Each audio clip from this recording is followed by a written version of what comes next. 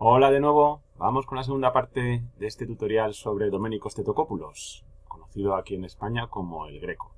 Habíamos dejado al Greco con una de sus grandes obras, por no decir la mejor, aunque siempre es difícil de valorar eso, el entierro del conde de Orgaz, por supuesto en Toledo.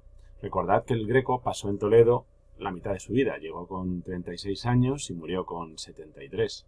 Y se hizo un pintor, por una parte respetado y que tenía un círculo de conocidos bien situados, cardenales, humanistas, caballeros, párrocos, hidalgos, de los que se rodeaba y a los que retrató en general, pero que para muchos fue un pintor incomprendido, pues que hacía un poco lo que daba la gana, que tenía un estilo raro, muy intelectual, y en ese sentido pues no terminó de triunfar del todo en toda España. Acordaos su fracaso con Felipe II en el Escorial. Bueno, a partir de esta obra, que le abre del todo la clientela toledana por esa galería que os dije de retratos tan tremenda, tan fantástica que hace en la parte inferior o mundana, pues el Greco pasa a un último periodo en el que se hace un pintor aún más manierista y aún más personal, aún más genial, ¿no? Es un último periodo de pinturas con unas figuras alargadísimas, totalmente descoyuntadas si nos fijamos en sus brazos o en sus piernas, porque parece casi a veces que no tienen ni huesos debajo, ¿no? Con una perspectiva dislocada, muy en vertical, muy ascensional, un espacio por tanto raro, unos colores tornasolados, con unos reflejos ácidos, metalizados, y en los que dominan claramente los amarillos, los verdes, los naranjas, los rojos. Y una espiritualidad pues que sin ser del todo la de la Contrarreforma sí que se puede enlazar un poco con el misticismo de Santa Teresa o de San Juan de la Cruz, con una manera de ver la religión que trasciende lo real y se va a lo casi imaginario, ¿no? Bien, vamos a ver las obras de esta última etapa del Greco. De todas ellas, esta es quizá la más dudosa y la menos representativa del Greco. De hecho, la veis y diréis, pues esto no es el Greco. A ver, se llama la Dama de Armiño, Dama del Armiño, pues por motivos obvios, ¿no? Veis el tipo de abrigo que lleva, y está en Londres. Pero parece ser que es un retrato de Jerónima de la Cueva, que era su mujer, podríamos decir, ¿no? Era la mujer con la que convivía, ¿eh? y, y con la que tuvo a su hijo, a Jorge Manuel, ¿de acuerdo? Entonces, no es el estilo del Greco, pero sí se le atribuye pues por detalles en las pinceladas, el uso de los colores al Greco. No es una atribución del todo segura y es verdad que siempre entran las dudas, ¿no? Viendo la diferencia de estilo entre este retrato, pues que es mucho más renacentista en lo convencional, ¿no? Pero que parece ser que sí, que es de él. Bueno, el caso es que es un fantástico retrato de esta mujer, que podríamos decir que era la mujer del Greco. Aparte de estos cuadros que a veces nos sorprenden de él, pues lo mejor que tuvo el Greco decíamos que era la pintura religiosa. Hizo retablos, quizá el mejor es el de la capilla de San José, pero siempre reinterpretaba los temas religiosos, ¿no? Los hacía a su manera y en ese sentido pues solamente le gustaba a una minoría de lo que eran los miembros de la iglesia, por eso tuvo problemas con ellos, pero bueno, como le reconocían como un gran pintor a pesar de todo, pues le seguían llegando encargos. Ya veremos que incluso llegó a hacer retablos en cuanto al retablo en sí y esculturas, ¿eh? Lo que le encargaron mucho para conventos de Toledo fueron series de los 12 apóstoles y Cristo. Es lo que llamamos apostolados, ¿eh? Normalmente él, en estos cuadros y en general en los retratos, si os dais cuenta, retrata a la gente de medio cuerpo. No es ni el cuerpo entero ni busto, sino que es hasta un poco más abajo de la cintura o tres cuartos, que podríamos decir, ¿no? Entonces, el único que conservamos, porque muchas veces pues estas pinturas de conventos toledanos han acabado vendiendo por la desamortización o por otras vicisitudes históricas, es este que está en la Catedral de Toledo, el único entero, y luego el de la Casa Museo, que hay que ir a ver, ¿no? En Toledo pues tenemos el Museo del Greco, en su antigua casa, pues que es una visita obligada, ¿no? Para que le guste el Greco.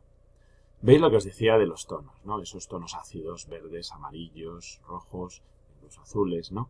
Tened en cuenta que él, como ya hemos dicho, se había formado como colorista en Italia, con Tiziano y en general con Tintoretto, Veronés, con la escuela veneciana, y de ellos había aprendido esa fuerza del color, esa expresividad del color y ese predominio que debía tener sobre el dibujo.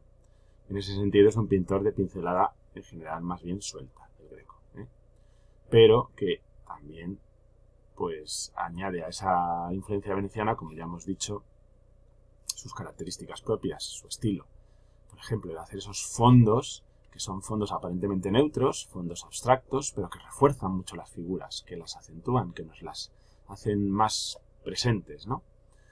Sean grises, como en otros casos, el caballero de la mano en el pecho, o sean negros, como en estos apostolados. Y luego lo que os decía de los colores muy ácidos, tornasolados, y las formas muy descoyuntadas y muy alargadas, ¿no? Con esas caras tan espirituales. Para eso, qué mejor que ver esta pareja, ¿no?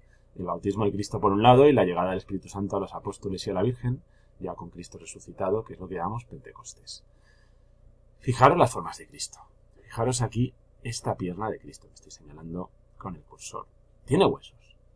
Son formas serpentinatas. A ver, mucho se ha hablado de si el Greco pues tenía astigmatismo, tenía un defecto en la vista y le hacía pintar así, alargar tanto las figuras y deformar tanto sus músculos y sus partes del cuerpo. Pues no, ya se han hecho bastantes estudios sobre eso y parece ser que no, que si fuera astigmatismo pues se hubiera notado de otra manera y hubiera deformado en todas las dimensiones las figuras, no solo alargándolas. Entonces parece ser pues que era una característica que si os dais cuenta y habéis estudiado el manierismo, pues ya era de por sí del manierismo, pero que la acentúa. Él en ese sentido pues no es un pintor que busque la realidad, y sobre todo en estos cuadros religiosos, que él tiene claro que son una especie de visiones, reinterpretaciones de temas místicos, ¿no? En el caso del bautismo de Cristo, pues fijaros que vuelve otra vez a esa costumbre de hacer dos mitades en el cuadro, la mitad celestial y la mitad terrenal, donde San Juan Bautista pues está en el río Jordán bautizando, pero rodeado de estos personajes místicos, ángeles, ¿no? Que están preparados para secarle. Un Cristo, como veis, de lo más espiritual y de lo más antinatural, en lo que decíamos, ¿no? Pero sin abandonar del todo esa influencia de Miguel Ángel y del manierismo italiano. Y en la parte celestial, pues de nuevo se le ve el pintor formado en el arte bizantino, el pintor cretense de Heraclión, ¿no? Con toda esa corte de ángeles, este Dios Padre anciano, con esa bola transparente que debe ser el universo, y rodeado de unos ángeles, pues de lo más irreal. De todas estas obras, la que pueden preguntar en la EBAU es la Adoración de los Pastores, que como veis es más de lo mismo.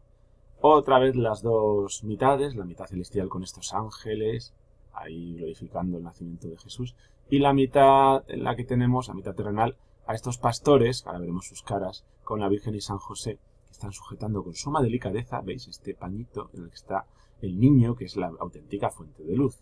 El Greco, os recuerdo que se había formado en parte en Venecia y había conocido la pintura de los Bassano, que eran muy dados a hacer adoraciones de pastores y temas religiosos donde el niño Jesús es el foco de luz. En lo demás no tiene nada que ver el estilo del Greco con los Bassano, pero vamos a ver estos niños farola, con perdón. ¿Veis lo que os digo? Aquí está la Anunciación de los Pastores, una de las que hizo Jacopo Bassano, y veis perfectamente cómo el niño, que está sujeto con la misma delicadeza que veíamos en el cuadro del Greco por la Virgen, y más o menos por la composición, en ese sentido es parecida, ¿no? No igual, pero sí es parecida. El niño es el auténtico foco de luz. Evidentemente cambia lo demás, cambia los colores, cambia las figuras, cambia el fondo, cambia el estilo, pero la inspiración es evidente. Pero siempre con ese misticismo y con esas caras alargadas de españoles enjutos, de españoles casi hambrientos de la época. Fijaros aquí estos dos pastores, en los que además podemos apreciar otro rasgo que ya os he dicho a lo largo de esta explicación, que es esa pincelada sumamente suelta, esa factura muy suelta del Greco. Y fijaros la perspectiva tan dislocada de esta especie de gruta de Belén, con este pasillo y este arco tan extraños, ¿no? El Greco, desde luego, es un pintor muy extraño, con unas nubes además vibrantes, ¿no? Como podéis ver ahí, en esa especie de rompimiento del cielo del que salen los ángeles y esos escorzos tan fuertes que vemos en la imagen superior en las piernas de los propios ángeles, ¿no? Bien, seguimos. Hizo también obras sobre santos, ¿no? San Andrés y San Francisco, parejas de santos. Fijaros el canon, ¿no? El canon de la cabeza aquí de los santos respecto al cuerpo, pues prácticamente 1:10, ¿no? Y esas manos con los dedos tan alargados y esas posturas, acordaos de esta postura de las manos que parecen entre juramento y compromiso, que podemos ver, ¿veis?, en el caballero de la mano en el pecho, que es su gran retrato dentro de que es un gran retratista. Si hay que quedarse con uno que represente muy bien la España imperial de Felipe II, ¿cómo no vamos a quedarnos con este, hecho con una pincelada muy suelta, salvo en el contorno de la figura, con un hombro que parece un poco caído, el hombro izquierdo, que nos lleva la espada, una espada hecha de dorados vibrantes, muy sueltos, ¿no? Y luego los otros dos elementos que claramente aquí son fogonazos, que son la mano, con esa postura de juramento, y la cara. Esa cara ensimismada, como son las caras del Greco. Hay quien dice, gran retratista psicológico, hombre, pero realmente son personajes muy ensimismados, como los manieristas, ¿no? Con esa gorguera además tan elegante, que nos está diciendo claramente su posición social. Y esa moda de retratos de medio cuerpo, en la que Felipe II marcaba tendencia. Vamos a verlo. Aquí tenéis a Felipe II por Sofonisba Anguissola, una gran pintora renacentista que ahora ya se la está reconociendo. ¿Veis lo que os decía, no? Personajes ensimismados, serios, de negro, riguroso, y que muestran tener gran autoridad, ¿no? En su pose y gran prestancia y gran nobleza. Pues eso es el caballero de la mano en el pecho. Un caballero español que está jurando un compromiso o que se está comprometiendo a algo. En un fondo gris, pero que no es un gris neutro y uniforme, que es un gris con ambiente, con atmósfera. Y de eso aprenderá Velázquez, sin duda. Yo no tengo muy claro si Velázquez pudo ver mucho las pinturas del Greco, pero el caso es que los fondos velazqueños sí tienen un aire, a veces, en esos fondos neutros a los del Greco.